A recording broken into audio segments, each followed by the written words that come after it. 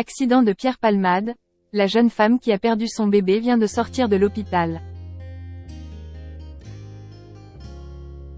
La jeune femme qui a perdu son bébé après avoir subi une césarienne d'urgence suite à l'accident provoqué par Pierre Palmade le 10 février dernier, vient de sortir de l'hôpital, a révélé BFM TV. La femme de 27 ans qui avait été grièvement blessée suite à l'accident provoqué par Pierre Palmade le 10 février dernier, vient de sortir de l'hôpital ce mardi. Une information révélée par BFM TV. Pour rappel, elle avait été hospitalisée le 10 février dernier après la collision. Enceinte de 6 mois, elle avait dû subir une césarienne d'urgence mais son bébé n'avait malheureusement pas survécu à l'intervention. C'était une petite fille qui devait naître en mai prochain.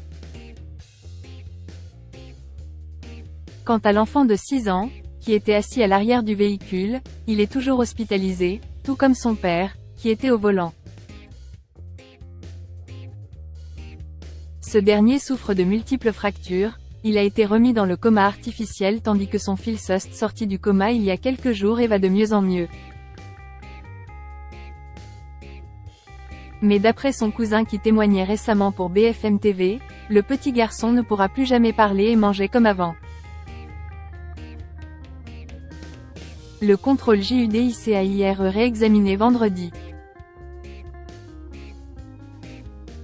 En ce qui concerne Pierre Palmade, qui était accompagné dans son véhicule de 2 individus qui ont pris la fuite avant d'être retrouvés et placés en garde à vue, il a été présenté vendredi dernier à une juge d'instruction à l'issue de ses 48 heures de garde à vue.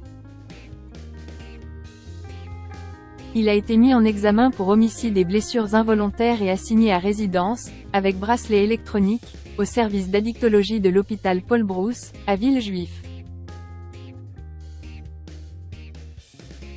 Mais le parquet de Melun a immédiatement fait appel de ce contrôle judiciaire, qui sera donc réexaminé ce vendredi, à 9 h. À noter qu'en parallèle de cette affaire, Pierre Palmade est visé depuis samedi par une enquête pour détention d'images pédopornographiques. Une procédure ouverte dans l'urgence par le parquet de Paris, et qui découle de 2 témoignages faisant état de consultation de l'artiste de vidéo mettant en scène sexuellement des enfants ou adolescents. Des perquisitions ont eu lieu au domicile parisien de Pierre Palmade dès dimanche après-midi et une autre lundi 20 février dans sa propriété de Célie-en-Bière.